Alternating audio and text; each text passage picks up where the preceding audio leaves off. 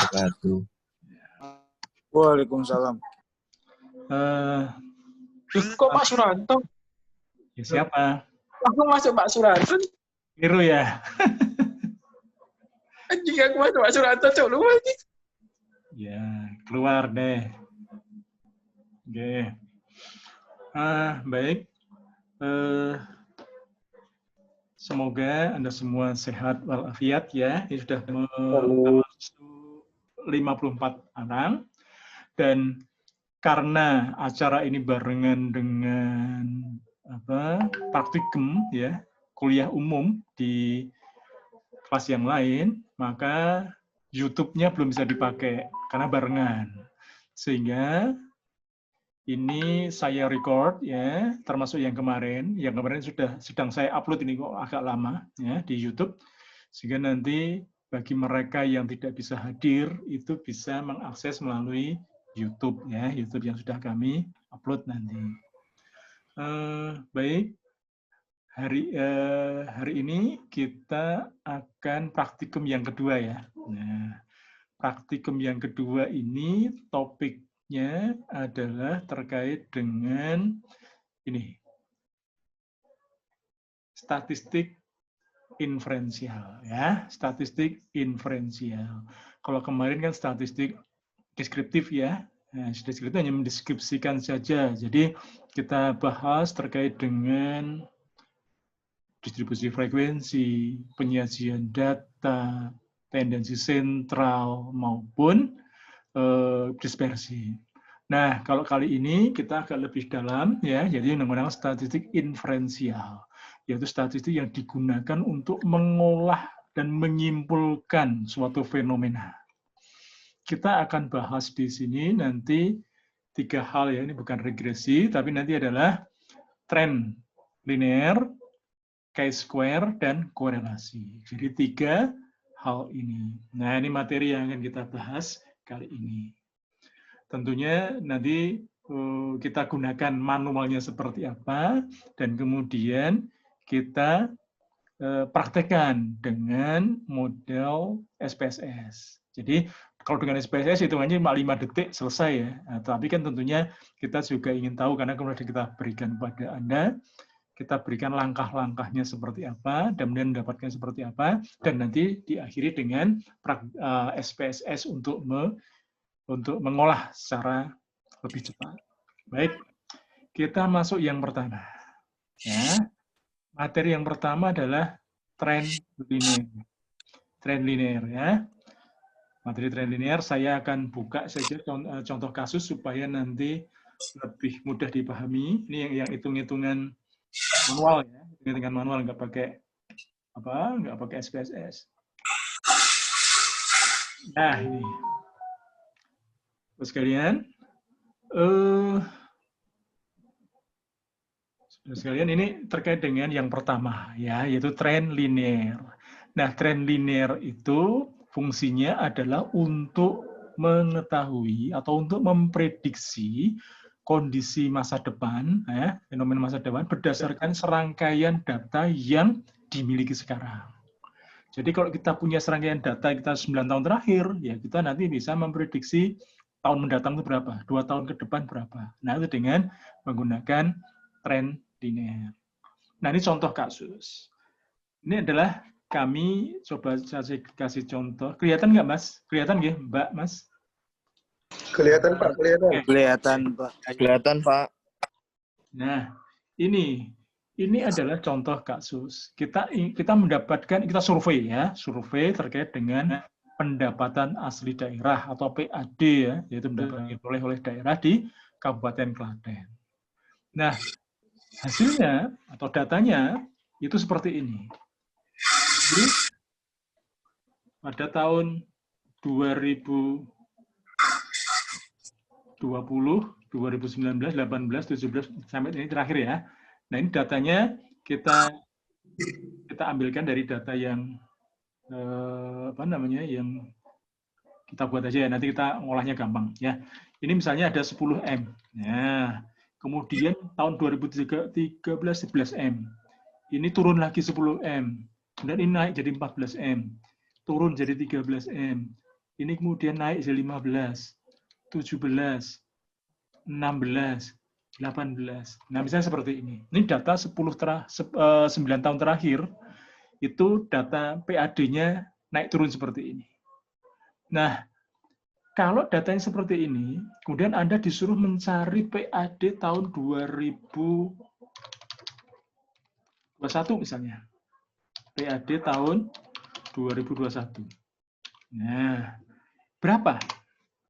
Nah, ini Anda tentunya tidak bisa tanpa ya menggunakan teknik ini.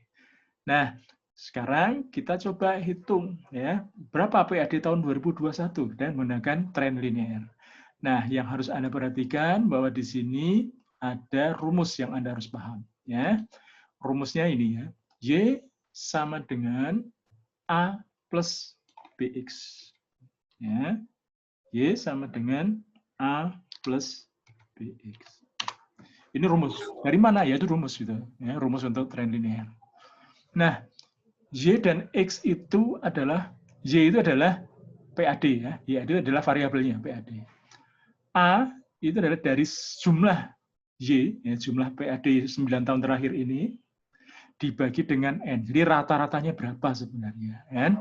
N-nya berapa ini? 1, 2, 3, 4, 5, 6, 7, 8, 9. Kan? Berarti N-nya 9. Nanti sigma Y-nya berapa di jumlah PAD-nya? Nah, ketemu berapa? Nah, kita lihat saja sekarang. Berarti kita mencari A-nya dulu ya. Gampang, paling gampang. A-nya berarti sigma Y. Berarti ini ditambah ini PAD itu Y. Nah, jadi ditambah 12, tambah 13, tambah 15, tambah 17. Ya. Sorry. Ini Y-nya ini, sorry. Ini tahun, sorry. Maaf saya salah. Ini tahun ya, ini tahunnya. Y-nya ini. Y-nya adalah PAD-nya, sorry. Nah, gini ya. Y-nya adalah tahun. Y-nya adalah tahun, Y-nya adalah data, sorry, maaf. Jadi datanya ini. Berarti sigma Y-nya berapa? Sigma Y-nya adalah di jumlah. Ketemu nanti. 124. Oh, berarti ini A-nya adalah 124 dibagi dengan data, banyak data. 1, 2, 3, 4, 5, 6, 7, 8, 9. 13,7. Wah, langsung ketemu ya. Sama dengan 124 dibagi 9. Ketemu 13,78 ya. Ini udah ketemu A-nya. Sehingga rumusnya udah bisa diketahui sekarang. Y dan sama dengan 13,778 plus. Nah, plusnya BX. Nah, B-nya belum diketahui. Nah, B-nya belum diketahui, berarti sekarang mencari B-nya. B-nya adalah sigma XY. Wah, kita belum tahu. Berarti kita harus mencari XY. Kan gitu. Sigma XY berarti nanti ini. Ini sigma XY. Sama, yang dicari adalah sigma X kuadrat.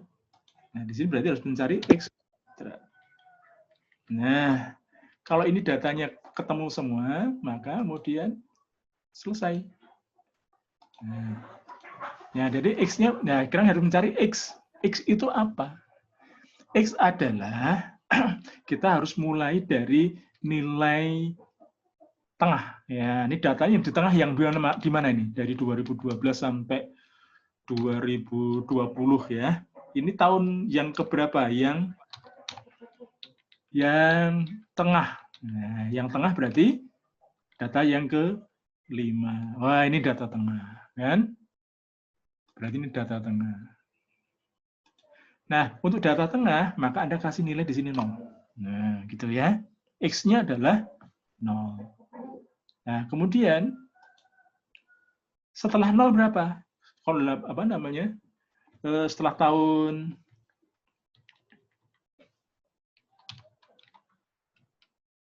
sorry, ini tadi keliru saya.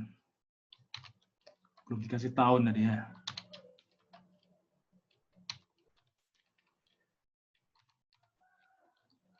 Nah, gini. Berarti Y-nya, X-nya berarti 0. Tahun 2017 berapa X-nya? 1. Ya. Tahun 2018, 2. 2019, 3. 2004. Ya. Berarti tahun sebelumnya itu minus 1. Minus 2, minus 3, dan minus 4. Nah, kalau sudah diketahui seperti ini, maka Anda bisa mencari XY. Nah, XY-nya berapa? X-nya berarti X dikalikan Y. Min 4 dikalikan 10, berapa? Min 40. Min 3 kali 11, min 33. Min 2 kali 10, min 20. Min 1 kali 14, nah, 0 kali 13, ya 0. Kemudian 1 kali 15, 2 kali 17, 16 kali 3, 18 kali 4.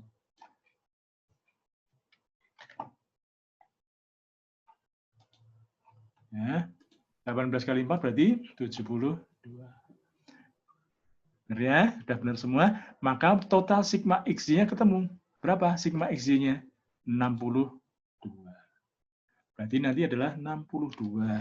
Dibagi dengan sigma X kuadrat. Nah, X kuadrat berarti X kali X. Supaya min kali min jadi plus ya. Berarti ini dikalikan ini. Nah, min 4 kali min 4, 16. Min 3 kali min 3, 9. Min 2 kali min 2, 4. Min 1 kali min 1, 1. Dan seterusnya ya. 0 kali 0, 0. Total. Nah, yang dicari adalah sigma X kuadrat. Jadi jumlahnya berapa? Nah, ini dijumlah. Ini tambah ini, tambah ini, tambah ini. Ketemulah. Sigma X kuadratnya adalah 60. Nah, sudah ketemu. Berarti rumusnya ketemu sekarang. B-nya adalah 62 dibagi 60. 62 dibagi 60 ya. Berarti berapa itu? 62 dibagi 60. Ketemulah 1,033. Berarti rumusnya ketemu. Persamaannya adalah Y sama dengan 13,778 ditambah 1,03. 3X. Nah, ini persamaannya. Udah ketemu. Selesai. Yang ditanya adalah Y pada tahun 2021. Y tahun 2021 sama dengan, nah, berarti 13,778 ditambah 1,033 dikalikan dengan X. Nah, X-nya pada tahun Dari motor nih, beli motor gitu ya. Motor cengkeh bisa. Nah, ada yang bunyi ya, dari mana itu?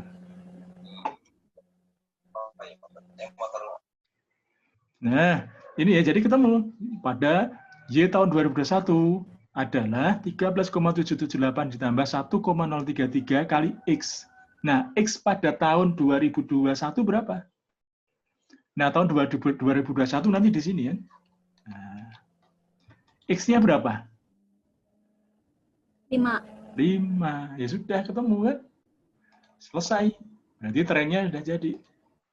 Kita bisa memprediksi tahun 2021 nanti adalah 13,778 ditambah 1, ini ya. Bentar. Ini kali 5. Nah, jadi ketemu 13,778 tambah 1,033 kalikan 5. Berapa? 5,165. Berarti 13,778 plus 5,165. Berapa? Ya dijumlah saja. Ketemunya adalah 13,778 plus 5,165. Berarti PAD-nya nanti adalah 18,943 M. Nah, ketemu ya. Itu jika menggunakan manual. Ada pertanyaan sampai di sini? Nggak ada ya? Mungkin bingung nanti kalau datanya genap. Nah, ini kan datanya ganjil gampang kan? Kita cari yang ganjil di sini, kasihkan 0. Nah, sekarang kalau datanya genap bagaimana? disediakan oleh pemerintah, kemudian Nah, misalnya datanya kita hanya punya 8 aja gini. Bagaimana? buka internet atau media sosial. Kalau datanya genap begini, maka X-nya terletak di mana? Nah, titik tengahnya terletak di mana? Di antara ini, kan gitu.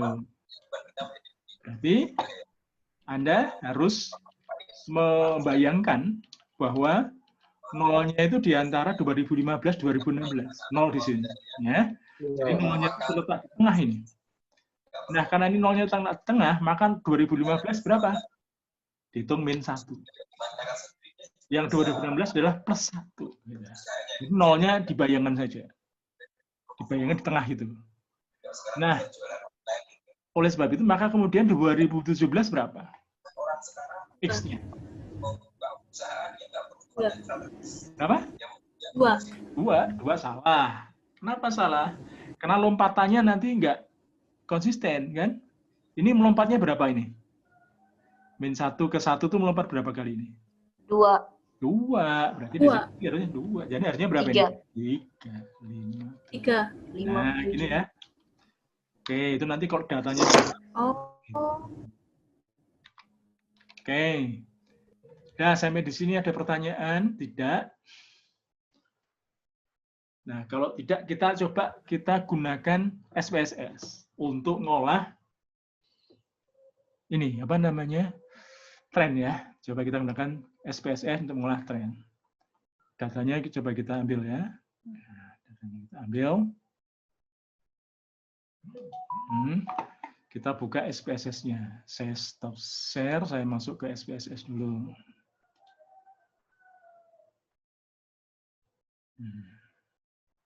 Oh, belum buka saya, sebentar.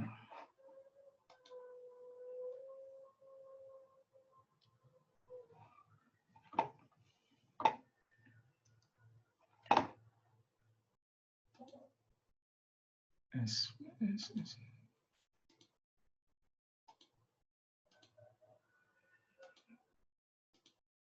Nah, ini saya buka. Coba.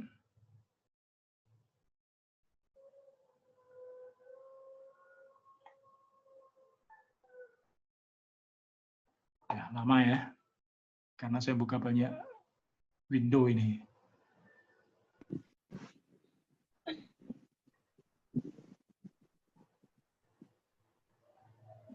Nah, udah masuk. Saya sharing ya ke Anda.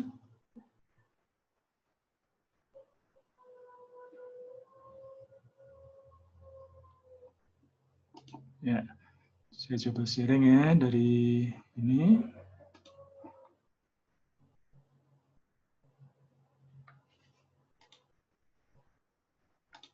Oke, nah udah kelihatan?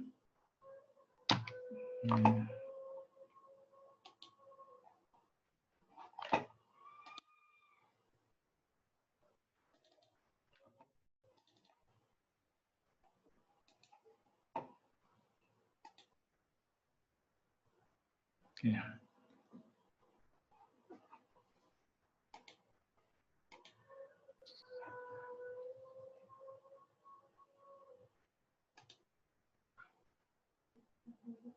Oh, belum kelihatan sharingnya?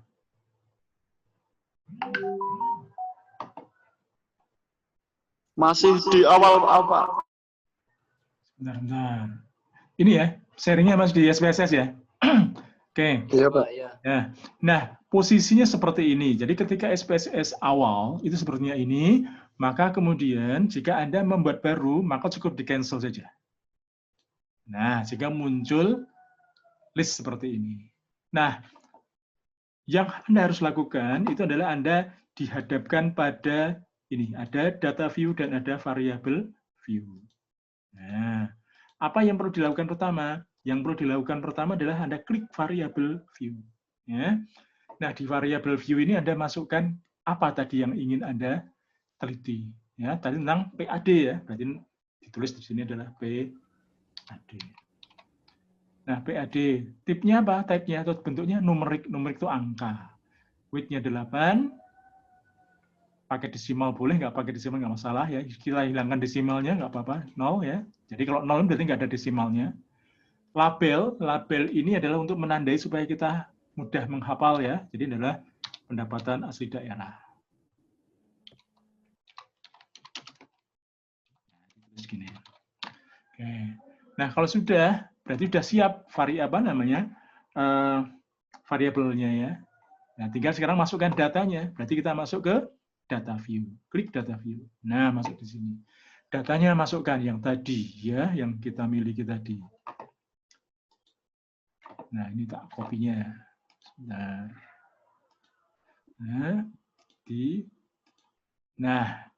datanya sudah masuk. Kelihatan, Mas? Bisa dilihat Kelihatan, datanya? Pak, kelihatan. Gimana, Pak? Aman, Pak. Kelihatan, Pak. Ya, sip. Nah, kalau sudah selesai, Anda masukkan data, tinggal sekarang mengolahnya. Mengolahnya adalah menggunakan analyze. Nah, ya, di analyze, maka kemudian Anda coba cari di time series. Nah, ini ada time series di sini. Nah, habis time series, maka kemudian Anda create models.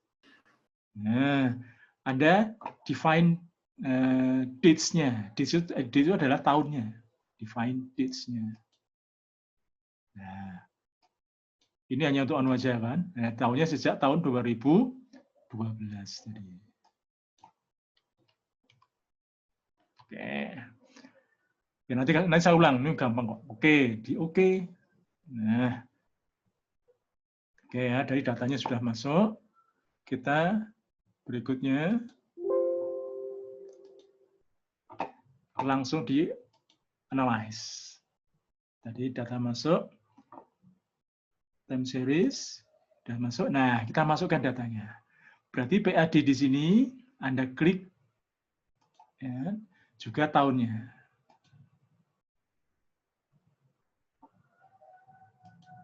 Nah, kalau sudah Anda bisa langsung di oke saja. Nah, ini datanya Mas. Trennya sudah kelihatan nih. Nah, jadi dengan SPSS Anda sekali berapa detik tadi data sudah langsung. Jadi tahunnya kelihatan 2012, naik, turun lagi, naik, turun lagi, naik, turun lagi. Nah, kemudian hitung-hitungannya ada di sini. Oke. Nah, gampang ya kalau pakai SPSS. Ada yang sudah punya SPSS belum? Belum, Pak. Belum ya? Kalau belum, tolong Anda bisa ke lab atau ke Puskom UMY untuk minta diinstalkan itu. Itu Insya Allah, Pak. Yang 2015 ya, yang kecil size-nya gitu. Iya, Pak, siap-siap. Siap, Pak, siap. Ya, baik. Oke, Pak, siap. Oke.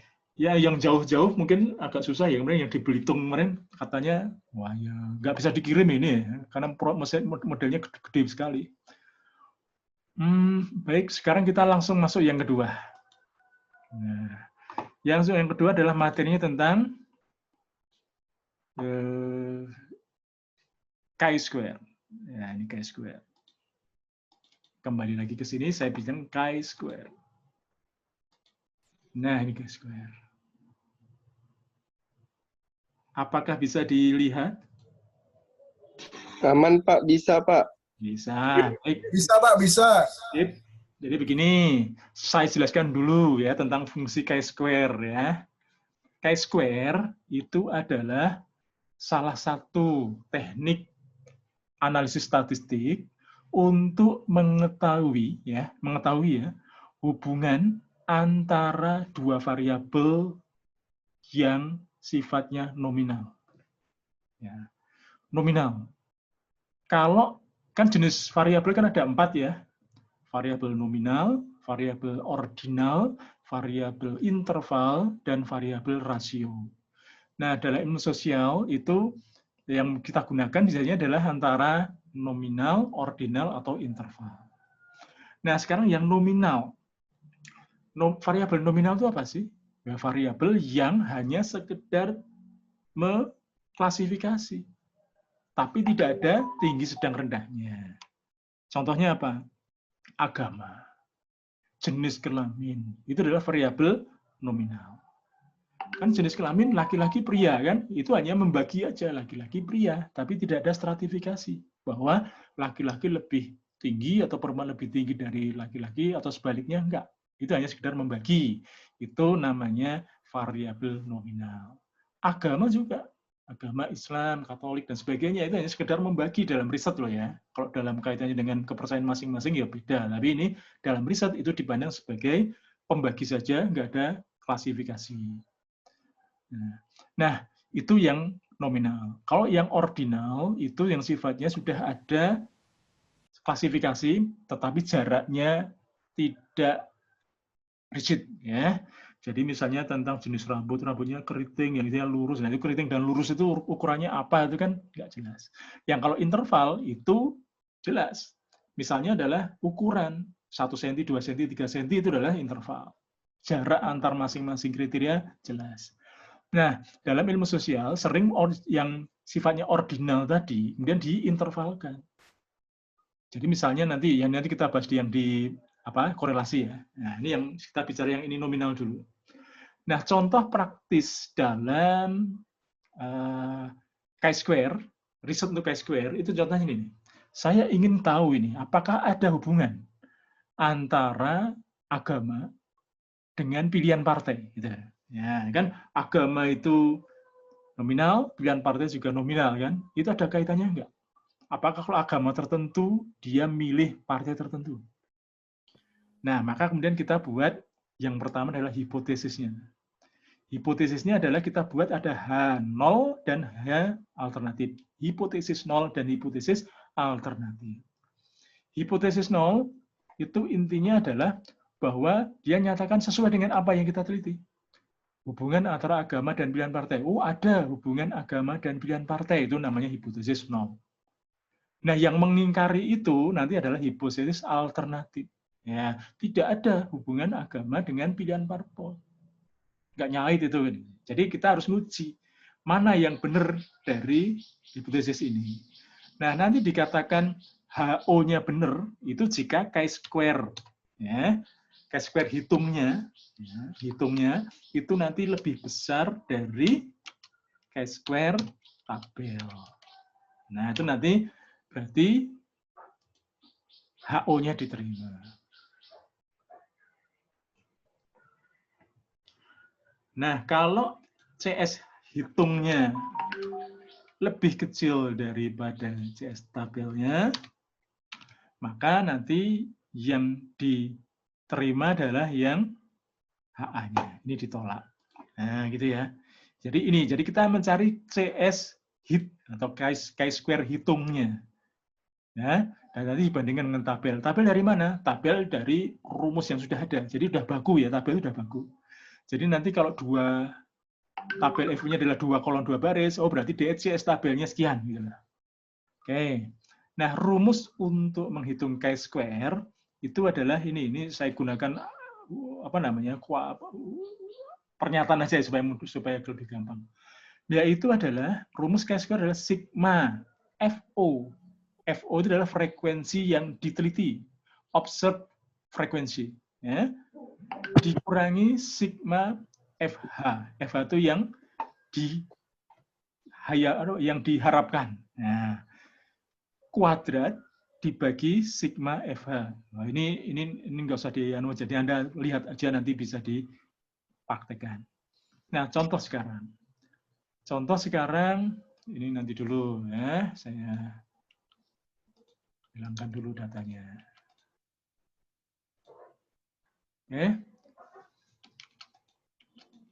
Biar Anda paham. Nah, jadi ini hasil riset kami di lapangan itu ternyata ada 1, 2, 3, 4, 5, 6, 7, 8, 9, 10. Ya, ada 10 orang yang kita survei dengan menggunakan kodifikasi 1 itu Islam, 2 itu non-Islam, yaitu agama ya. Dan untuk parpolnya, 1 itu adalah parpol Islam, 2 itu parpol nasionalis, misalnya. Nah, datanya seperti ini. Orang yang pertama, dia Islam milih parpol Islam. Ini non-Islam milih parpol nasionalis. Islam milih Islam. Nasionalis milih non-Islam milih nasionalis. Non-Islam milih nasionalis. Dan ini ada orang Islam milih nasionalis. Orang Islam milih nasionalis. Nasionalis, non-Islam nasionalis. Islam, non-Islam nasionalis. Ini datanya seperti ini. Nah, kalau datanya seperti ini, benar nggak ini riset kita ini? Apakah HO-nya diterima atau ditolak? Ada nggak hubungan agama dengan parpol jika melihat data seperti ini? Nah, berarti kita harus mencari chi-square-nya. Nah, untuk mencari chi-square, karena rumusnya harus mencari FO dan FH, maka Anda buat tabel yang namanya tabel FO dan tabel FH. Nah, tabel FO itu adalah tabel frekuensi yang diobservasi. Nah, jadi data ini Anda masukkan. Di sini ada dua irisan ya. Islam, non-Islam, parpol Islam, parpol nasionalis. Nah, caranya gimana? Anda masukkan di ini. Tabulasi ke sini ya. Berapa orang yang Islam milih partai Islam? Nah, berarti 1 milih 1 ya. Ini 1 orang. 2 1 milih 1. Ini berarti kan Islam milih Islam.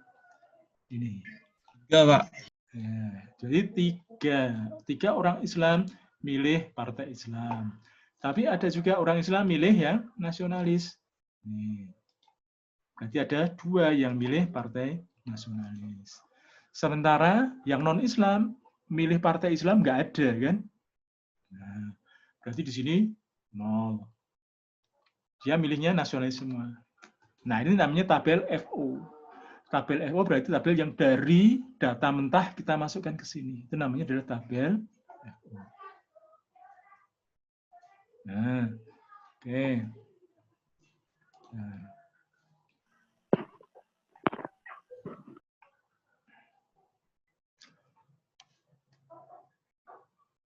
Nah, kemudian harapannya, kan, berarti di sini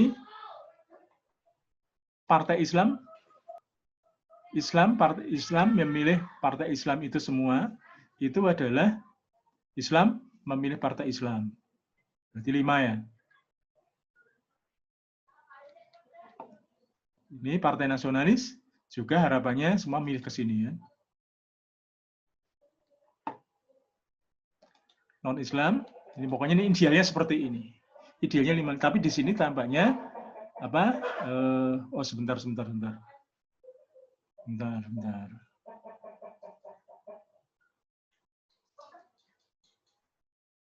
Oh jumlahnya nggak segini Pak ya.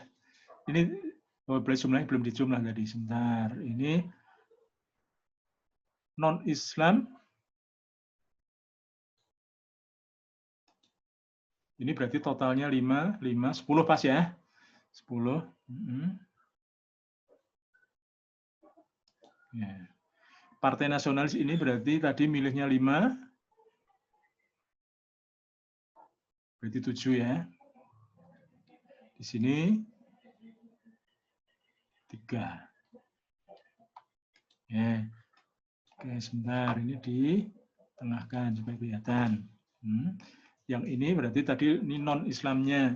Ini dia Islam milih partai Islam, harusnya ini harusnya 0 ya. Ini harusnya 0, ini harusnya 0. Nah, begini. Ini berarti totalnya adalah 5, ini totalnya adalah 5. Oke. Nah, setelah ketemu di sini, maka kemudian Anda masukkan data itu. Kemana masukkannya? Ke tabel hitung chi-square. Ini saya dulu. Ini saya clear dulu. Nah, clear dulu. Jadi yang pertama Anda masukkan adalah FO-nya. FO-nya berarti di sini adalah 3 ya. 3. Sebentar, ini 5, ini 5. Berarti di sini 10. Oke.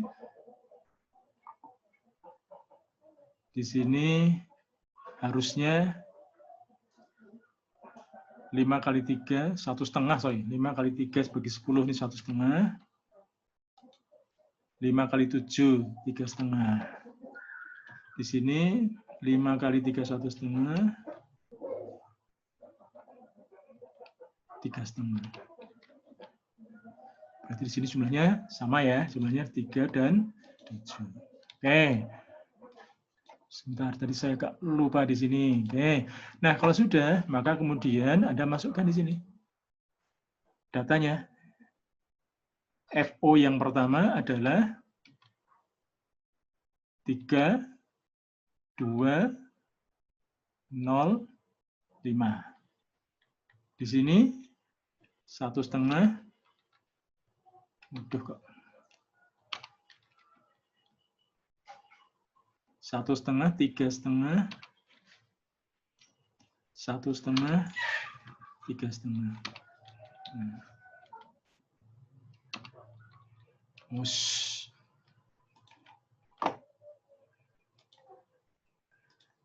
Oke. Nah, sudah. Berarti nanti kita mencari FO min FH. FO min FH-nya berapa? Ini dikurangi. Nah, ini berarti dikurangi FH. 2 dikali 0 dikurangi ini. 5 dikurangi 3,5. Nah, ini ketemu FO min FH. Karena kita mencari rumusnya adalah FO min FH kuadrat dibagi sigma FH.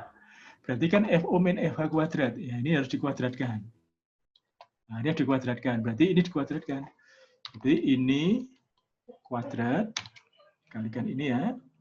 Berapa? 0,25. Ini min 1,5 kuadrat. Ini. Min 1,5 kuadrat. Ini. 1,5 kuadrat. Ini. Sudah ketemu FO min FH-nya.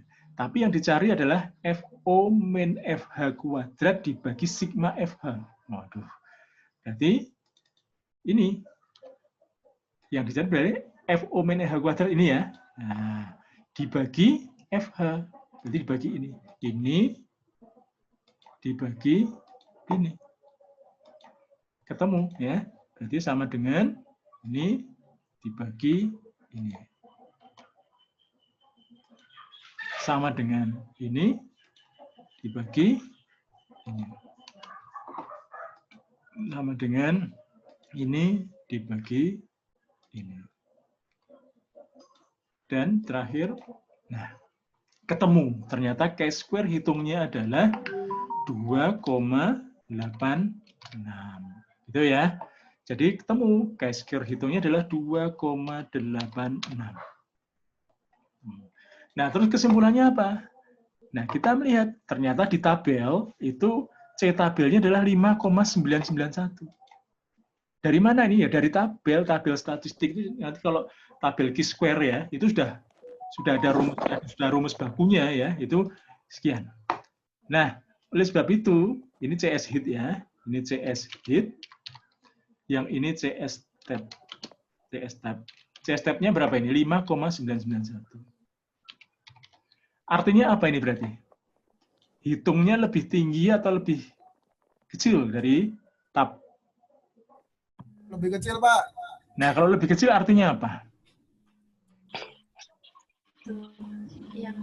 Apa ya? Anda harus nyimpulkan. Nggak kelihatan ya. Oh, tidak ada hubungan. Tidak ada hubungannya. Kalau ada hubungan, kalau CS hitung ini lebih besar daripada tabulasi, maka berarti ada hubungan. Tapi kalau lebih kecil, berarti yang diterima yang ini. Berarti nggak ada hubungan antara agama dengan pilihan parpol. Kok bisa? Nah, tadi ada orang yang Islam milihnya nasionalis. Nah, kecuali nanti kalau Islam itu milih Islam banyak, kan datanya cuma 10 masalahnya. Kalau datanya banyak nanti bisa lebih objektif. Nah, gitu ya. Jadi membandingkan antara CS hit dan CS tab. CS hit atau chi-square hitung dengan cara ini, chi-square tabel itu sudah nanti dari tabel diperiksa dari buku statistik biasanya ada. Anda Google juga bisa itu ya. CS tabel itu. Itu kalau menggunakan manual. Nah, sekarang kita gunakan yang SPSS ya. Coba. Ini saya tutup dulu, kita masuk ke SPSS lagi. Nah, ini berarti saya del saja datanya, data yang PAD tadi. Kita clear ya. Nah, clear saja selesai. Nah, juga variabelnya kita clear. Nah, udah baru lagi nih. Nah, sekarang kita mencoba untuk melakukan chi-square, analisis chi-square ya, yaitu dengan dua variabel tadi. Variabel yang pertama namanya tadi agama ya, jadi agama dia. Yang kedua pilihan partai.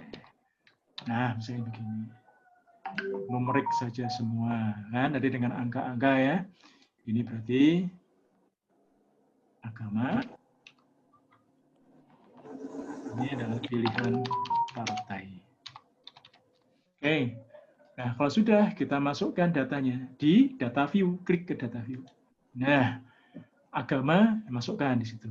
Kita punya data 10 tadi ya. Kita copy, kita masukkan saja. Nah, sudah masuk ya. Ini karena digitnya tidak dihilangin, jadi 1,00 ya. Harusnya digitnya nanti dihilangin di data view ini, di variable view-nya, nggak usah pakai desimal. Ya. Kita hilangkan desimalnya, supaya nggak muncul 0,00 tadi. Nah, kan udah hilang ya, langsung hilang ya. Nah, kemudian pilihan partainya. Pilihan partainya ini. Nah, oke. Maka kita tampilkan di pilihan partai di sini. Nah, data udah masuk nih. Data udah masuk. Sekarang tinggal menganalisis dengan SPSS ya. Caranya gimana? Anda masuk ke analyze lagi. Analyze, nanti ambil yang non-parametric test. Nah, di sini. Di sini ada chi-square. Nah, jadi ada apa namanya? Alatnya komplit ya di SPSS itu ya. Anda mau cari yang pakai apa? Banyak sekali. Ya, kita pakai chi-square. Nah, chi-square kita masukkan agama dengan pilihan partai. Yes. Nah, kemudian apa yang kita cari? Optionnya, apa kita butuh ada deskriptifnya? Silahkan. Jadi yang tadi deskripsinya dulu masing-masing boleh. Dan continue. Kemudian, oke. Coba kita lihat ya, bisa nggak? Nah, ketemu Mas. Nah, langsung tuh. Jadi chi-square-nya berapa? Chi-square-nya 0,1, 1,6 ya. 1,6. Jadi datanya seperti ini. Jadi ada data deskriptifnya kan. Untuk agama itu jumlah orangnya 10, untuk pilihan partai ada 10, rata-ratanya 1,5, yang pilihan partai 1,7, standar deviasinya kita minta masalahnya ya 0,527, ini maksimum 1. Nah, ini kan data deskriptifnya. Kemudian chi-square-nya ini. Untuk agama yang diobservasi ini, kemudian untuk pilihan partai ini hasilnya adalah ini. Chi-square-nya adalah 1,6. Nah, 1,6 adalah lebih kecil daripada 9, sekian. Berarti hipotesisnya ditolak. Berarti nggak ada hubungan antara agama dengan pilihan partai. Itu ya. Jadi cepat sekali. Jadi kalau Anda gunakan gunakan SPSS. Oke. Baik. Sekarang kita masuk yang ketiga. Nanti pertanyaan terakhir aja ya. Kita masuk yang ketiga, yaitu terkait dengan korelasi. Nah, ini korelasi. Nah, untuk korelasi ini agak, kalau pakai manual panjang sekali seperti ini ya. Ini nanti tak tunjukin. Jadi korelasi itu digunakan untuk mengukur atau untuk melihat ya ada tidaknya hubungan variabel interval. Interval itu berarti apa tadi? Interval itu adalah variabel yang tidak hanya membagi, tetapi ada stratifikasinya. Contohnya apa? Ini yang kami tunjukkan di sini adalah contohnya nih. Kita ingin mengetahui, benar nggak bahwa tingkat pendidikan itu berpengaruh terhadap partisipasi politik. Jadi jika pendidikan politiknya rendah, apakah dia partisipasi politiknya juga rendah? Nah, itu hipotesisnya, kan? Gitu. Nah, maka kemudian kita tentukan ada variabel X dan variabel Y-nya. Tingkat pendidikan itu bisa di stratifikasi kan, pendidikan tinggi, sedang, rendah. Partisipasi politik juga bisa di stratifikasi, tinggi, sedang, rendah. Nah, untuk bisa diolah, maka konsep rendah, sedang, tinggi tadi harus dijadikan atau dimanifestasikan dalam bentuk angka. Gitu ya. Kalau nggak pakai angka, nggak bisa. Jadi rendah, 1 rendah, 2 sedang, 3 tinggi. Partisipasi politik, 1 rendah, 2 sedang, 3 tinggi, dan seterusnya. Nah, dengan konsep ini, maka kemudian ketika kita riset di lapangan, codingnya nanti seperti ini. Nah, saya dulu supaya Anda nggak bingung. Nah, ya. Jadi ini adalah X ini pendidikan, Y-nya adalah partisipasi politik. Kita teliti ada, ini dulu ini, membingungkan Anda nanti. Nah, datanya seperti ini. Orang pertama itu pendidikannya tinggi, partisipasinya juga tinggi. Ini pendidikan tinggi, partisipasi sedang. Ini yang ketiga pendidikan tinggi, partisipasi tinggi. Ini sedang, partisipasi tinggi, sedang, partisipasi rendah, sedang, rendah, partisipasi sedang, rendah, partisipasi rendah, rendah, sedang. Nah, kalau seperti ini,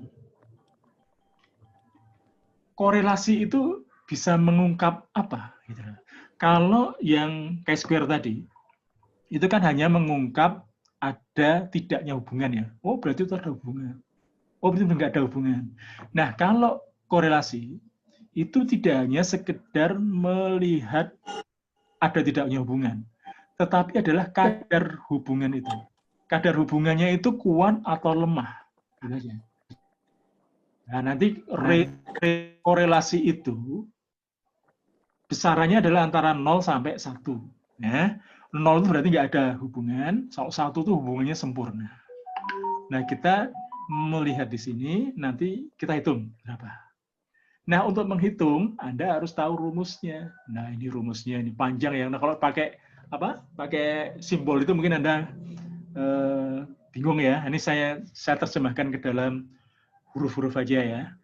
Jadi rumus dari mencari korelasi itu adalah ini. Nah, yang dibagi itu artinya ada slash di bawah ya. Jadi ini per ini, ini per ini. Nah, ini dibagi ini. Ini pun akar dari ini maksudnya. Jadi tambahi akar itu maksudnya bahwa Anda harus mencari akarnya nih, akar dari ini. Ini dibagi akarnya ini. Begitu. Apa itu maksudnya? Nah, yang pertama adalah, rumusnya adalah, yang di atas ya, yang bagian atas, itu adalah N itu adalah jumlah responden. Dan dikalikan sigma XY. Nah, sigma XY berarti nanti harus kita terjemahkan di tabel supaya Anda mudah. Dikurangi sigma X dikalikan sigma Y. Dibagi dengan akar, pusing ya, wah sampai akar juga. Akar dari 10 kali sigma X kuadrat dibagi sigma X kuadrat. Beda ya, sigma X kuadrat dengan sigma X dalam kurung kuadrat. Lain ya. Dikalikan 10 kali sigma Y kuadrat dikurangi sigma Y kuadrat. Nah, berarti Anda harus mencari XY. Nah, X-nya berarti kan sudah diketahui ini. X-nya pendidikan, Y-nya partisipasi. Nah, sekarang berarti Anda bisa mencari X kuadrat. X kuadratnya berapa? Ya tinggal dikalikan aja. X ini dikuadratkan. 3 kali 3. 3 kali 3 kan itu. Jadi berapa? 9. Ya, udah. 3 kali 3, 9, 9, 9, 4, 4, 1. Oke? X kuadrat. Yang berikutnya adalah Y kuadrat. Y kuadrat berarti Y-nya ini. 3 kuadrat, 2 kuadrat, dan seterusnya ya. Nah, ini maka kemudian hasilnya adalah seperti ini.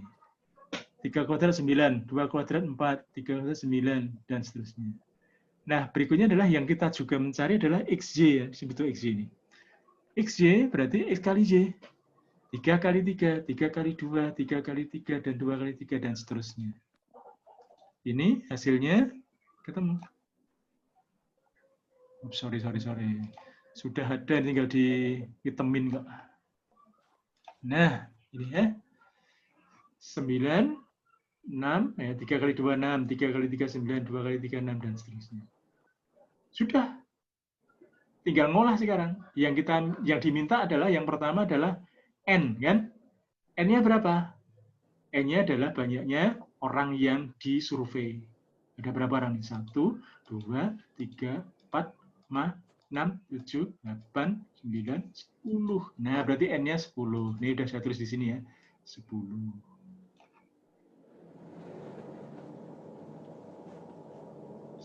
Ya. Terus, ini baru N ya. Dikalikan sigma XY. Nah, sigma XY-nya mana? Berarti jumlah dari XY. Nah, ini jumlahnya berapa ini? Ini tambah semua. Nah, nanti ketemu jumlahnya adalah 42. Nah, berarti sigma XY berarti N-nya 10, sigma XY-nya adalah 42. Nah, udah ketemu nih 42. Nah, berarti yang ini sudah ketemu ya. Nah, ini sudah ketemu nih. Ini sudah ketemu. Nah, sekarang kemudian dikurangi. Dikurangi sigma X dikalikan sigma Y. Sigma X-nya berapa? Berarti jumlah X. Berarti Anda harus menjumlah ini. Ini dijumlah semua. Sigma X namanya. Ya, sigma X-nya adalah 19. Berarti 19 nih ya, ketemu. Ya. Dikalikan sigma Y. Sigma Y adalah, ini jumlahnya berapa?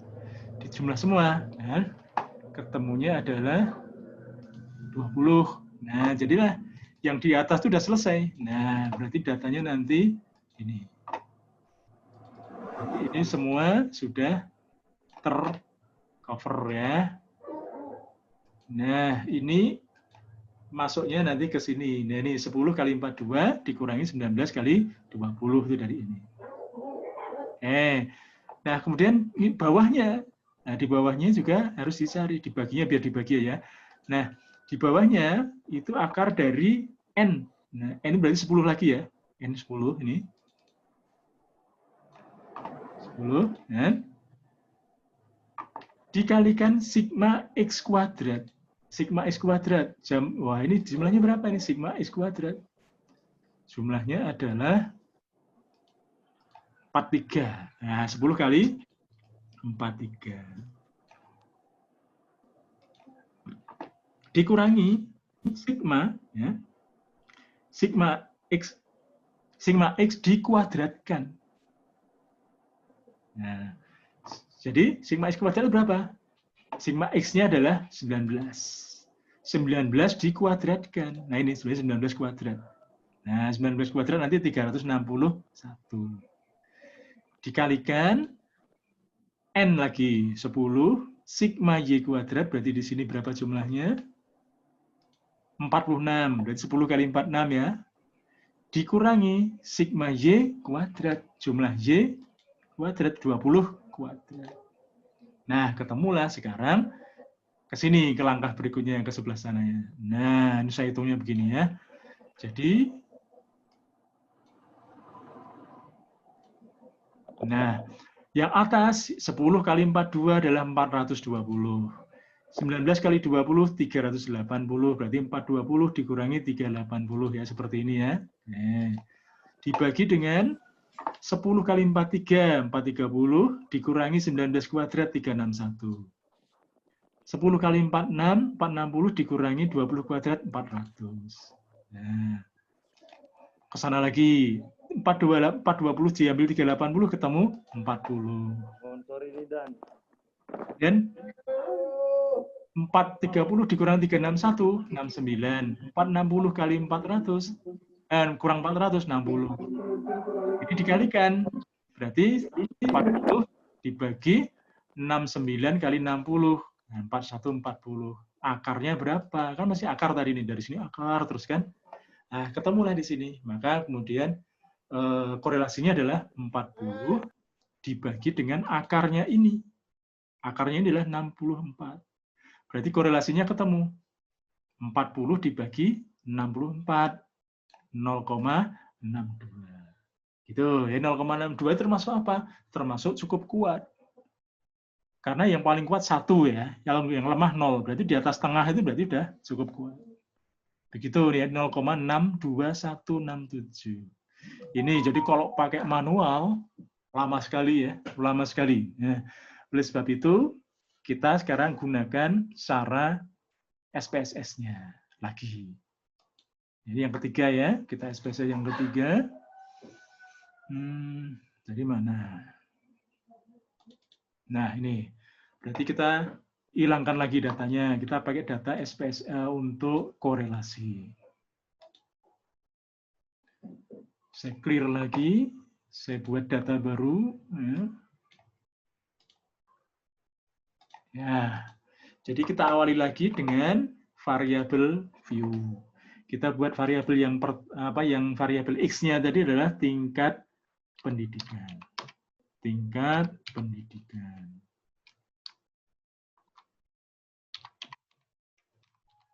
Nah, types-nya numerik ya, nggak usah pakai desimal, dihilangin desimalnya. Ini labelnya tulis tingkat pendidikan.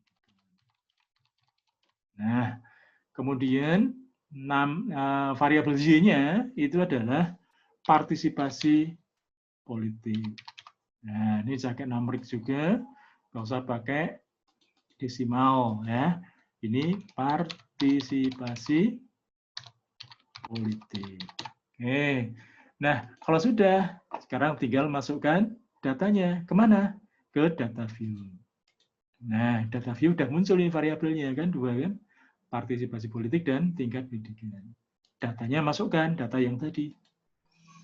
X-nya ini, atau tingkat pendidikannya ini kita masukkan. Nah, ini tingkat pendidikannya. Kemudian partisipasi politiknya kita masukkan juga.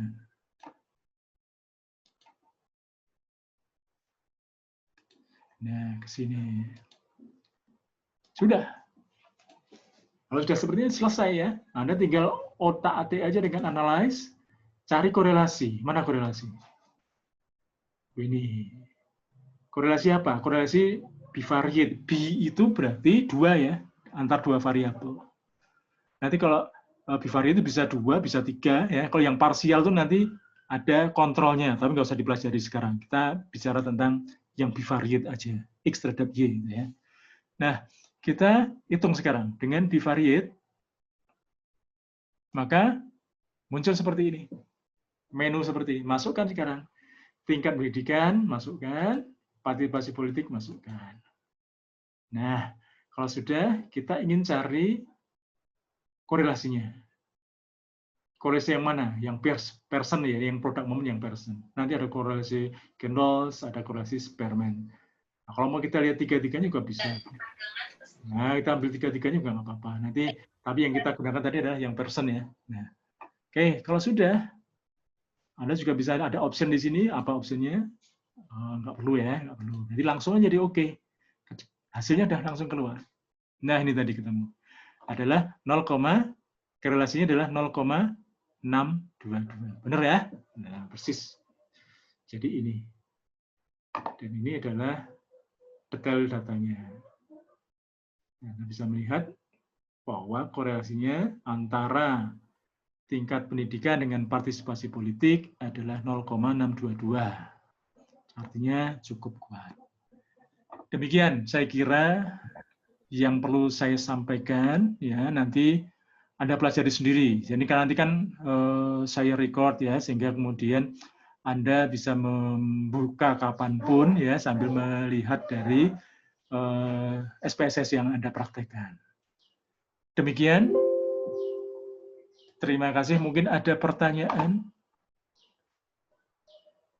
Ya. Demikian. Mungkin ada pertanyaan atau ada yang belum jelas atau memang terlalu cepat tadi ya saya. Aman Pak, jelas kok. Aman, Pak. Aman. Alhamdulillah. Ditanyakan, Pak. Aman, Mbak, aman. Alhamdulillah. Nggih, gimana? Mas Suranto. Ya, Ya, mohon maaf Pak, izin bertanya Pak. ya, touch. Oh, ya. Satria Pak. Kok ini touch Nabil? Iya, Iya. pakai berdua tuh, Pak. Berdua Pak, soalnya Masuk tadi. laptop saya ada kendala Pak. Mohon maaf Pak. Ya, gimana Mas? Ya, Pak mau nanya untuk menentukan responden itu seperti apa ya Pak? Oke, Ya? bagus. Itu aja Pak. Terima kasih Pak. Nah, jadi responden ini sebenarnya materi besok ini, ya materi untuk praktikum yang proposal riset ini, tapi nggak apa-apa saya jawab sekarang. Jadi untuk, waduh nih ayam saya ramai banget. Oke. Jadi untuk menentukan responden itu adalah teknik sampling ya, nanti ada sampling. Itu kalau Anda riset itu minimal adalah 30 untuk N kecil. Jadi kalau 10 tadi nggak boleh sebenarnya, kan? Itu hanya contoh supaya memudahkan kita ngitungnya cepat tadi, kan? N kecil itu udah 30. Jadi kalau jumlah data minimal yang bisa diolah dari 30. Tapi kalau data itu ternyata banyak, ya, Anda harus menentukan jumlah sampelnya dulu. Nah, untuk menentukan jumlah sampel, itu ada beberapa rumus ya. Ada rumus Slovin, ada rumus yang menggunakan iterasi, yang gitu. Nah, itu kalau jumlahnya ribuan, masukkan data ke situ. Oh, yang dibutuhkan 100. Ya, berarti nanti teknik sampelnya kita ambil 100 orang. Nah, meskipun nanti kalau itu majemuk, ya artinya kan misalnya saya ingin meneliti mahasiswa IP. Nah, mahasiswa IP itu ada, misalnya ada 1000 orang. Nah, ketika pakai Slovin, saya temukan ternyata yang butuh 100 orang. Nah, 100 orang untuk mahasiswa IP ini, ngambilnya bagaimana? Kalau asal ngambil tentunya nggak akan representatif.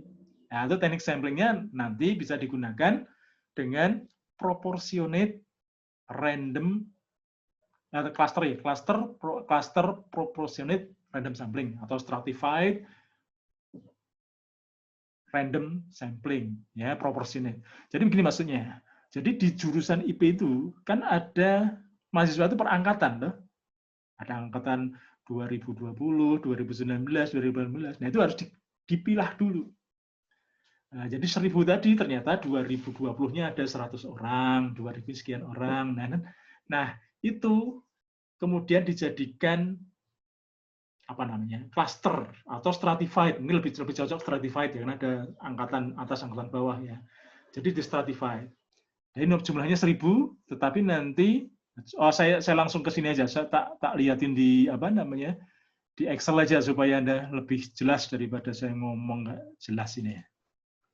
Nah, bisa lihat Anda.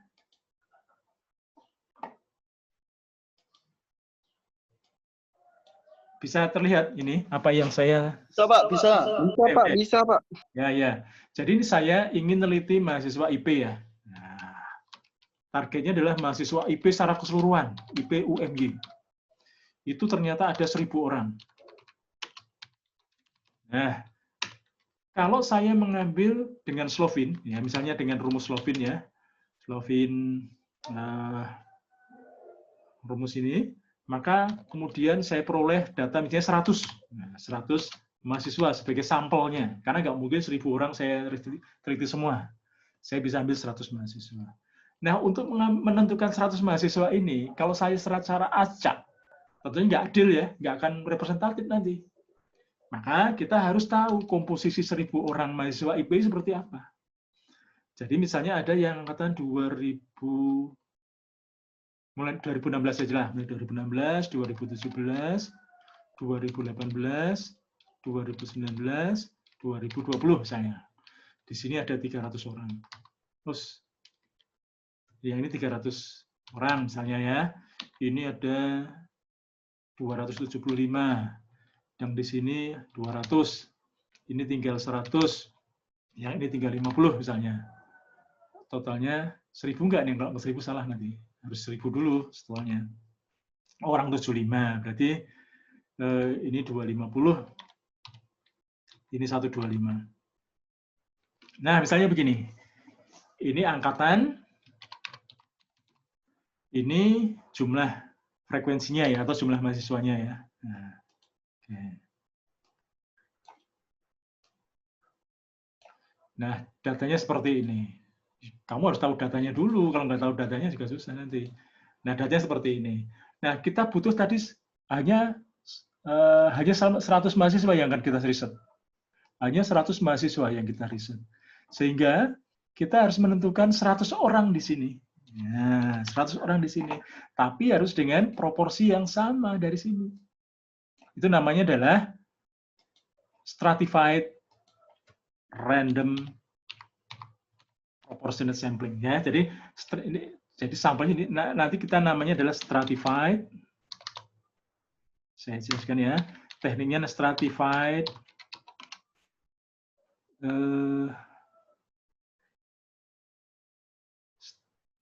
random sampling. Jadi stratified itu adalah stratifikasi, berarti ada jenjang. Nah, jenjangnya apa? Angkatan ya. Angkatan di sini. Oh, kurang proportionate, sorry. Kurang proportionate. Proportionate. Nah, ini teknik yang kita gunakan ini. Stratified proportionate random sampling. Artinya apa? Sampling dengan menggunakan teknik random, tetapi berdasarkan proporsi basis stratifikasi. Nah, kalau seperti itu, berarti kita harus mencari proporsi di sini. Angkatan 2016 itu ada 50. Berarti butuh berapa orang di sini untuk supaya nanti jumlahnya 100.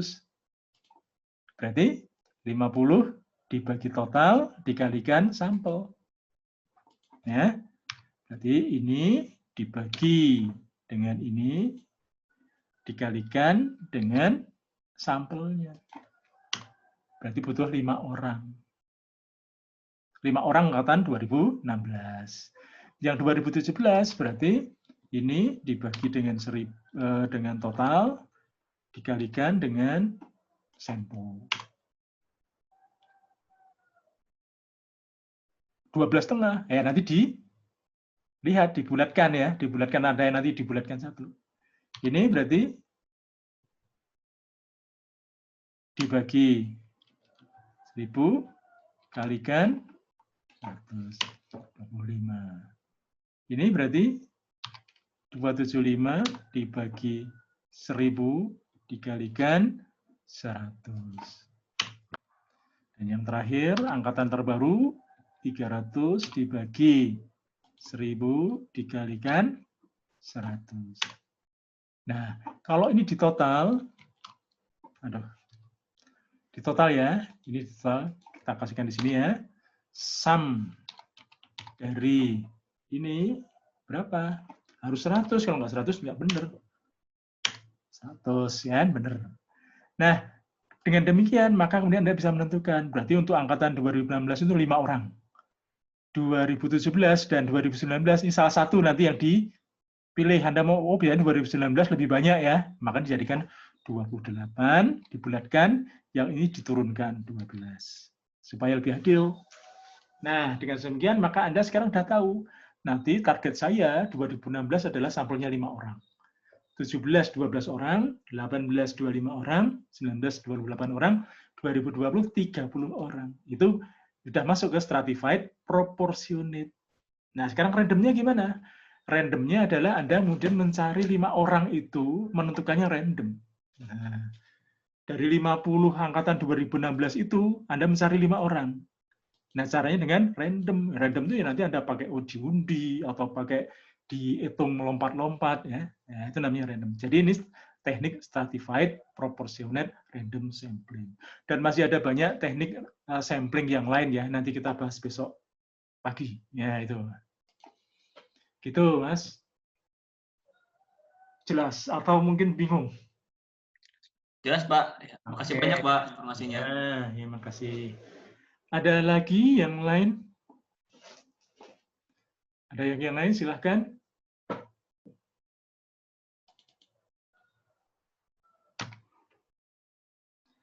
Kalau Ya, saya hitung 10. Nanti kalau sudah nggak ada yang bertanya, ya, saya anggap sudah selesai, ya.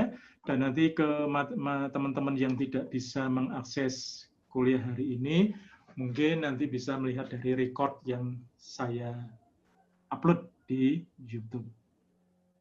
Demikian. Ada pertanyaan? Pak, saya mau nanya. Ya. Saya pernah tanya sama orang yang saya anggap dia tuh bisa gitu ya Pak ya. Mengenai kuantitatif ini katanya ada juga yang dalam mengatakan hasilnya itu bisa pakai deskriptif Pak. Jadi kayak cukup mengatakan katakanlah saya ngambil 100 orang di Jogja. Nah, nanti ada persentasenya dari dari 100 orang itu berapa persentasenya dari hasil kuesioner itu. Nah, itu kata dia itu bisa Pak, cukup pakai deskriptif aja. Jadi misal yang setuju dengan adanya protokol kesehatan saat COVID misal gitu ya, ada berapa persen, berarti itu menyatakan sekian sama dengan sekian orang itu setuju. Nah, sekian persen itu nggak setuju, berarti sekian orang itu nggak setuju. Nah, kayak gitu sebenarnya keakuratannya itu bisa bertanggungjawabkan nggak Pak dibandingkan dengan perhitungan seperti yang sudah Bapak jelaskan dari kemarin seperti itu Pak. Terima kasih. Makasih nih Mbak. Siapa tadi ya?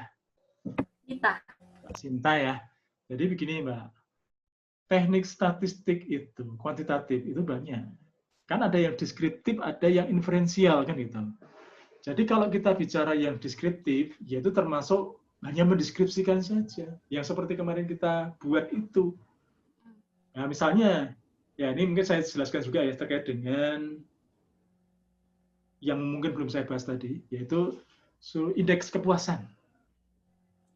Analisis indeks kan. Nah, analisis indeks itu termasuk di situ lebih banyak ke ini deskriptif. Deskriptif ya. Jadi statistik jangan dijudge hanya yang seperti yang saya jelaskan tadi. Itu nanti statistik inferensial, memang agak dalam ya. Dan statistik deskriptif itu ada sendiri. Nah, sehingga kapan digunakan itu sangat tergantung dari apa yang mau Anda lakukan. Kalau Anda hanya sekedar untuk mendeskripsikan, ya gunakan statistik deskriptif. Nggak mungkin Anda dipaksakan pakai korelasi dong. Nah, statistik deskriptif hanya digunakan untuk mendeskripsikan terkait dengan fenomena. Nah, mungkin saya ambil contoh aja langsung saya contohkan terkait dengan yang belum dibahas tadi, maaf tadi belum dibahas, ini termasuk statistik deskriptif, yaitu indeks. Nah, analisis indeks. Analisis indeks ya. Index skill. Analisis index skill. Nah, ini sebenarnya bisa juga deskriptif ya. Jadi misalnya begini, kita ingin melakukan survei, ya seperti tadi antara ya tidak atau sangat setuju dan sebagainya tadi, ya misalnya. Nah, yang pertama harus dilakukan itu adalah Anda neliti tentang apa. Misalnya sekarang kita langsung aja kepuasan layanan akademik. Nah, misalnya langsung aja supaya langsung operasional ya, kepuasan layanan akademik. Di mana? Di Visipol UNY. Tahun ini. Nah, apa yang dilakukan yang pertama? Anda harus mencari indikator, toh? Indikator kepuasannya apa? Indikatornya apa? Nah, Anda dari teori dong. Teori tentang pelayanan publik ya. Itu kan nanti ada misalnya ya kalau di YTAM itu ya, itu kan ada 5 indikator. Yang singkatannya adalah TERA. Yang pertama adalah tangible. Nah, yang kedua adalah E ya, equity. Yang ketiga R, responsibility. Responsiveness dulu. Yang keempat adalah responsibility. Dan yang terakhir A. A-nya adalah assurance. Nah, misalnya begini. Nah, kalau Anda sudah tahu indikatornya, maka kemudian Anda buat instrumennya. Nah, instrumennya nanti berarti bicara tentang intangible ini berarti bicara tentang fasilitas fisik ya. Ada AC-nya bagaimana, nyaman nggak ruangnya dan sebagainya ya. Maka dibuat pernyataan. Pernyataannya adalah bahwa ruang layanan akademik Visipol UMY nyaman. Nah, misalnya begini. Ini untuk tangible ya. Nah, itu. Ini pernyataannya ini.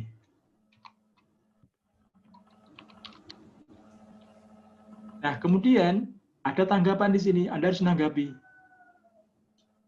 Tanggapannya apa? Sangat setuju, setuju, kurang setuju, tidak setuju misalnya.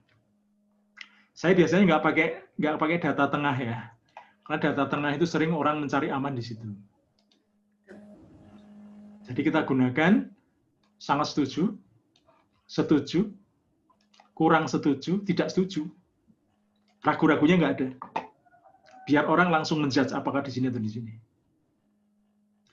Nah, kemudian kita survei ke mahasiswa yang 100 orang tadi misalnya.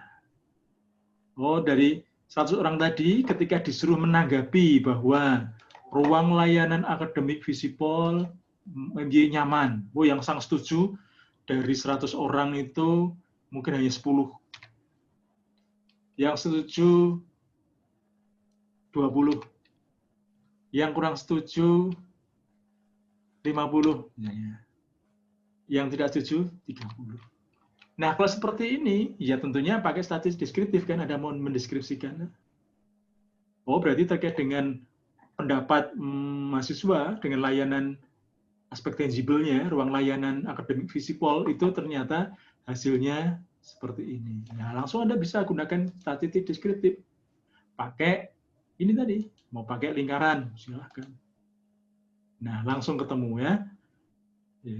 Yang sangat setuju mana? Ini. Nah, Anda bisa tambahkan dengan labelnya. Nah, udah ketemu. Ini adalah persepsi tentang tadi tangible, kan? Mahasiswa Visipol ternyata 50% kurang setuju. Ya, ini kan abu-abu kan kurang setuju. Bahwa aspek tangible layanan di Visipol udah bagus. Yang menyatakan bagus hanya 10 orang nih. Nah, ini namanya statistik deskriptif. Ya, jadi benar tadi, teman Anda itu benar untuk aspek deskripsi saja. Tak bisa pakai korelasi kan seperti ini, hanya deskripsi. Jadi teknik itu seperti halnya senjata ya, senjata atau alat yang digunakan untuk menganalisis. Misalnya kalau Anda memotong roti, ya gunakan pisau roti, jangan pakai kampak kan itu. Nah, kampak digunakan untuk nebang pohon, nggak bisa untuk ngiris, ya bisa untuk ngiris roti tapi nggak bener kan gitu. Itu. Nah, lanjut terkait dengan yang ini sekalian, apa namanya yang ini yang belum saya jelaskan ya, terkait dengan skill and index skill. Kalau hanya sekedar deskripsi seperti ini, tapi dalam analisis indeks itu mesti Anda harus menyimpulkan. Kalau data seperti ini artinya baik nggak menurut mahasiswa? Ya, Anda harus ngitung dengan indeks skill. Nah, indeks skill itu rumusnya hanya begini. Jadi Anda dikasih bobot ya. Terendah bobotnya adalah 1. Tidak setuju itu 1. Kurang setuju bobotnya 2, ini bobotnya 3, ini bobotnya 4. Sehingga Anda mencari bobot kali skor kan gitu.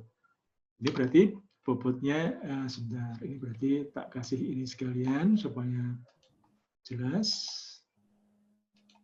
Nah, ini bobot kali skornya di sini berapa? Sama dengan 10 kali 40. Nah, ini berarti 20 dikalikan bobotnya 3, 60. Ini berarti 50 dikalikan bobotnya 2, 100. Dan ini berarti sama dengan ini dikalikan bobotnya. Ketemu. Nah, sudah ketemu. Sekarang dicari jumlahnya. Nah, jumlah ini dibagi dengan responden ketemu indeks. Nah, jadi indeksnya ketemu sekarang. Indeksnya berapa? Indeksnya berarti jumlah dulu ya. Jumlah dulu baru dari indeksnya. Jumlahnya berarti 30 ditambah 100 tambah 60 tambah 40 berapa? Salah ya, belum dibuka. Nih, 30 tambah 100 tambah 60 tambah 40. Jumlahnya adalah 230. Indeksnya berarti 230 dibagi dengan jumlah responden. 100, ini kan jumlahnya 100. Bagi 100. Ketemulah indeksnya. Oh, berarti indeksnya 2,3. Indeksnya 2,3. Nah, 2,3 ini kategorinya apa? Nah, berarti Anda harus membuat kategori. Ya, misalnya kita buat kategorinya adalah sangat baik, cukup, kurang, buruk. Nah, misalnya ini harus buat kategori seperti ini. Nah, kategori sangat baik itu berarti kan nilai maksimal berapa ini? Nilai maksimal indeks ini ya, kalau orang menyatakan sangat setuju semua dari 100 orang tadi. Sangat baik ya, apa namanya sangat baik? Nilai tertinggi, skor tertinggi berapa? Indeks tertinggi. Kalau 100 orang menyatakan sangat setuju. Berarti 100 dikali 4 bagi 100. Nilai tertinggi adalah 4. Dan 4,00. Nilai terendahnya, jika orang menyatakan nggak setuju semua di sini. 100 orang ada di sini. 100 dikalikan 1 dibagi 100. Berarti 1. Ketemu sekarang. Oh, nilai terendahnya 1, nilai tertingginya 4. Nah, sekarang Anda tinggal mencari jaraknya, range-nya. Berarti range itu bisa dihitung dengan mengurangi nilai tertinggi dikurangi nilai rendah. Dibagi dengan klasifikasinya berapa. Nah, ini berarti jaraknya atau range-nya, ya, range-nya sama dengan 4 dikurang 1, ya, nilai tertinggi dikurangi terendah, dibagi dengan kriterianya ada 5. 5 bagi 5. Berarti sama dengan 0,60. Ya sudah, berarti jaraknya adalah 0,60. Langsung aja di sini, 1 sampai 1,60 itu buruk. Ini tambah 0,60. Berarti 2,20. Tambah 60, 2,80. Tambah 60, 3,40. Tambah 60, pas. Nah, ini berarti di sini nilai terendah adalah 1,61. Ini 2,21. Ini 2,81. Ini 3,41. Selesai. Berarti indeks 2,3 itu masuk mana? Masuk cukup. Kurang, Pak. Masuk cukup. Kurang itu 1,61 sampai 2,2. 2,3 berarti di sini. Ya kan? Cukup, Pak, cukup. Cukup, kita mau cukup. Itu ya, itu nanti dan lain-lain bisa dikelas seperti itu. Dan ini sangat mudah kalau Anda menggunakan Google Form ya. Research kan survei-survei di web pakai Google Form cepat sekali untuk untuk menghitung itu bagaimana hasilnya. Ya. Demikian untuk yang tadi terkait dengan kuantitatif deskriptif kuantitatif ya. Itu kesimpulannya bahwa statistik kuantitatif itu bisa deskriptif, bisa inferensial, tergantung dari kebutuhan analisisnya. Nggak bisa dipaksakan, kalau hanya sekedar survei seperti itu, ya pakai deskriptif loh, bukan pakai yang inferensial. Demikian ya, Mbak Sinta ya. Kita, Pak. Ada lagi?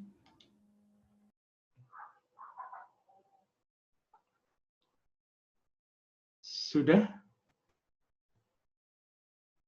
kalau sudah cukup, besok pagi kita akan praktikum yang ketiga tentang metodologi kuantitatifnya. Jadi metodologinya buat proposalnya seperti apa? Sampling, ya, tentang apa itu variabel. Nah, tadi kan sudah dibahas variabel nominal, ordinal dan sebagainya. Itu adalah sebenarnya untuk besok pagi. Supaya Anda memahami secara keseluruhan ya, sampai membuat proposal kuantitatif seperti apa. Memang untuk kesempatan yang kali ini kita nanti tidak mengharuskan Anda membuat proposal kuantitatif, karena nanti ujian akhirnya lebih ke checkpoint atau mungkin apa? Ini loh, banyak pilihan ya, multiple choice. Ya susah buat soalnya, tapi nanti saya gampang mengkoreksinya. Ini sekitar berapa orang ini cepat sekali. Nanti saya pakai hitungan tadi, pakai indeks tadi, gampang. Demikian, mungkin ada pertanyaan sebelum saya tutup. Mantap Pak, sudah Pak.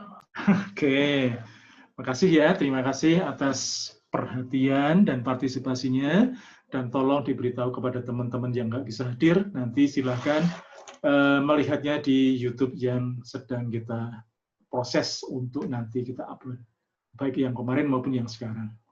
Terima kasih, kita akhiri untuk kuliah praktikum yang kedua ini dengan bacaan hamdalah ya. Alhamdulillahirabbil alamin. Alhamdulillahirrahmanirrahim. Assalamualaikum warahmatullahi wabarakatuh. Waalaikumsalam warahmatullahi wabarakatuh. Terima kasih Pak. Sehat semua ya, sehat. Terima kasih Pak, sehat-sehat selalu. Amin, amin. Nanti kalau ada yang bingung saya tanya ya Pak. Silahkan. Terima kasih Pak. Saya tutup ya. Oke. Iya Pak, ya Pak. Ya Pak.